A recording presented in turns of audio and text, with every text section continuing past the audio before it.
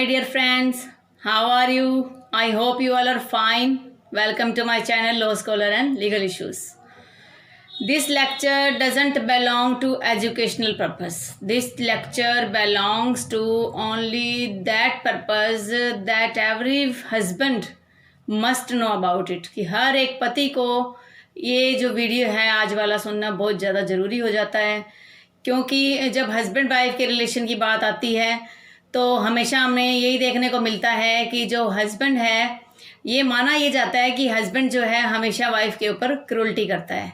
यानी कि क्रूल्टी का मतलब मार पिटाई करना, उसे ताने देना, उसे अलग अलग प्रकार की यातनाएं देना।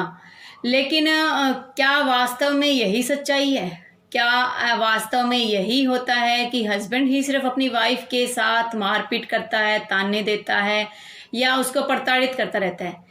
क्या आपने कभी ये नहीं देखा होगा कि जो वाइफ होती है वो बहुत ज़्यादा ही परेशान करती है हस्बैंड्स को?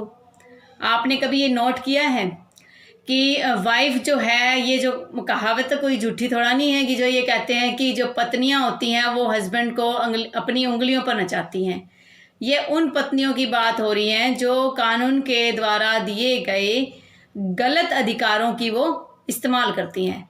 हर एक पत्नी ऐसी नहीं होती। हाँ, ये ज़रूर है कि कुछ पत्नियां ऐसी होती हैं जो अपने हस्बैंड के कहने से बाहर अपने डिसीजन पर चलती हैं, सेल्फ डिपेंडेंट होना चाहती हैं, वो एक अलग मैटर है।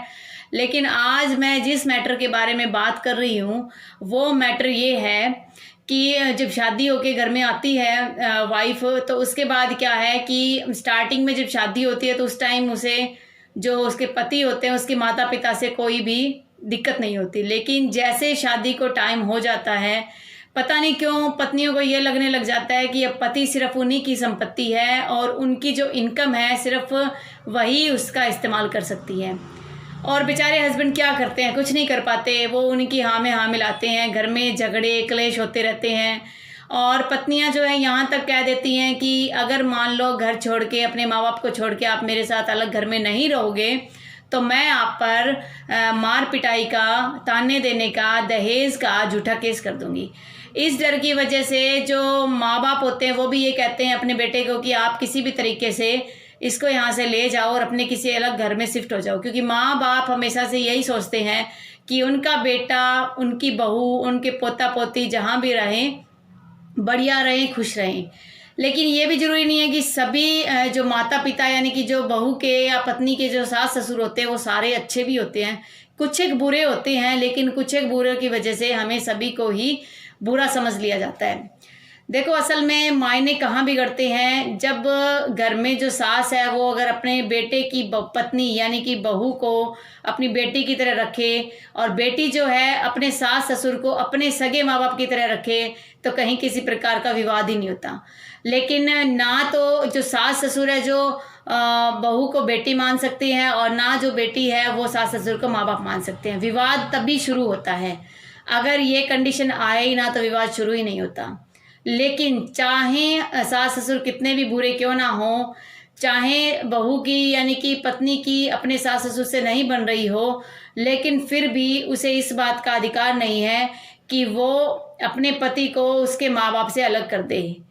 जो उसके सास ससुर है उनके लिए वो बेटा जो है, जिसको वो आज अपना पति मान रही है, अपना हक मान रही है, उसको पालने में उसके सास ससुर ने अपनी पूरी ज़िंदगी की कमाई तक लगा दी थी। अपने सुख को भूलकर वो अपने बेटे की सुख खुशी की कामना करते रहते थे।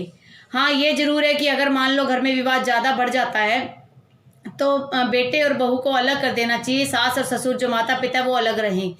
लेकिन ये कतई सही नहीं है कि बेटा जो घर से अलग होने के बाद वो ना तो अपने माता पिता की संभाल करे, ना उन्हें मंथली खर्चा दे, ना उनको हॉस्पिटल वगैरह में बीमार होने पे संभाले। तो ये जो तरीका है ये गलत है।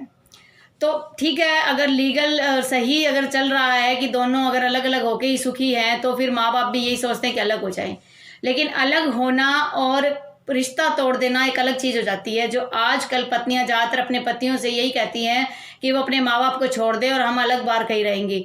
वो ये चीज़ भूल जाती हैं कि तुम भी कल को बुजुर्ग हो जाओगे, तुम्हारे भी बच्चे शादी करके अलग होंगे, तब तुम्हें कैसा फील होगा। जिस दिन वो ऐसा समझ लेंगे तो कोई दिक्कत ही नहीं आएगी।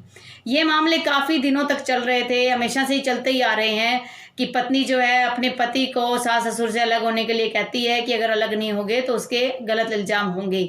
लेकिन 2016 में क्या हुआ, इन पतियों के अधिकारों के लिए सुप्रीम कोर्ट ने एक बहुत ही अच्छा फैसला दिया। उसमें ये बात कही गई कि अगर पत्नी जो है पति को मजबूर करती है कि वो अपने माँ बाप को छोड़ दे, उनका पालन पोषण ना करे, उनको संभाले ना, उनकी केयर ना करे, उनसे बिल्कुल रिश्ता तोड़ ले, सारी की सारी जो तनख्वाह है वो अपने पास रख ले, तो ऐसे मामले में अगर वो पति अपने माँ बाप को नहीं छोड़ना चाहता, अपने माँ बाप की सेवा करना चाहता है, तो वो अपनी उस पत्नी से तलाक ले सकता है। ये एक क्रूरल्टी होती है, ये भी एक प्रताड़ना होती है जो पत्नी की तरफ से पति को दी जाती है।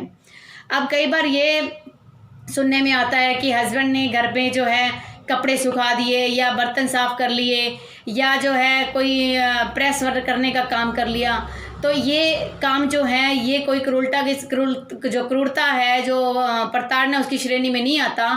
क्योंकि आज के इस मॉडर्न युग में जब हस्बैंड वाइफ दोनों काम कर रहे हैं, साथ साथ अपना सब कुछ संभाल रहे हैं, उसके बाद अगर दोनों मिलकर घर के जो हाउस होल्ड्स में भी अगर एक दूसरे का हाथ पटाते हैं, तो ये किसी प्रकार की आप प्रताड़ना नहीं कह सकते। प्रताड़ना के अलग मायने हैं। प्रताड़ना में शारीरिक और मानसिक दोनों प्रताड़नाएं आती हैं।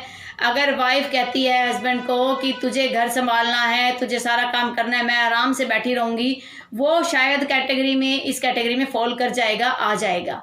लेकिन अगर पत्नी जो है पति को कहे कि तो अपने माँ बाप को ही छोड़ दे जिन्होंने उसे जन्म दिया, पाल पोस कर इतना बड़ा किया, और अगर वो बेटा नहीं चाहता और मजबूरी में वो अपने माँ बाप को छोड़ रहा है, तो ऐसी कंडीशन में जो पति है वो कोर्ट में एक तलाक की एप्लीकेशन लगा सकता है, इस आधार पर कि वो अपने माता पिता को नहीं छोड़ना चाहता, वो सीनियर सिटीजन हो चुके हैं और वो उनको पालना चाहता है।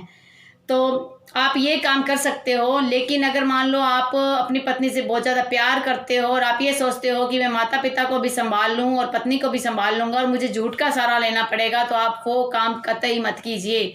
क्योंकि अगर आपने झूठ का सहारा लिया और झूठ के सहारे की वजह से कल को वो झूठ जो है आपकी पत्नी के सामने खुल गया, तो फिर जो हालात बिगड़ेंगे उसको आप भी नहीं संभाल सकते। सच्चाई पर चल के आप दोनों तरफ अगर संभाल सकते हो तो आपको तलाक लेने की कोई ज़रूरत नहीं है। क्योंकि जो ये रिश्ता होता है पति पत्नी का, ये 7 जन्मों का माना जाता है। अगर आप रिश्ते को निभाना चाहते हो और सामने में बिठाना चाहते हो तो आप सच्चाई के रास्ते पर रहें। लेकिन अगर वाइफ आपकी ज़्यादा तंग करती है, ज़्यादा प्रताड़ित करती है, माँ बाप से मिलने ही नहीं देती, उनको हॉस्पिटल में ले जाने नहीं देती, तो इस मामले में आप अपनी पत्नी को तलाक दे सकते हो। कानूनी ये आपका अधिकार है। पहले क्रूरल्टी को जो है प्रताड़ना वो कहीं भी वर्णित नहीं किया गया। ये शारीरिक और मानसिक दोनों ही अब तलाक के आधार के लिए वैलिड है। आई होप आपको जो है ये वीडियो पसंद आया होगा। अगर पसंद आया हो तो प्लीज़ लाइक कीजिए और नए हो तो आप चैनल पे सब्सक्राइब कीजिए और एक निश्चित कदम पर या रास्ते पर आके ही कोई किसी प्रकार का तलाक का डिसीजन लीजिए। अगर कंडीशन सुलझती हो तो आप वैसे ही सुलझाइए। आगे से आपको अगर ऐसा कोई लगे कि मुझे किसी और इम्पोर्टेंट टॉपिक पर वीडियो बनाना चाहिए तो आप प्लीज़ सजेशन ज़रूर कीजिए। Thank you for watching this video.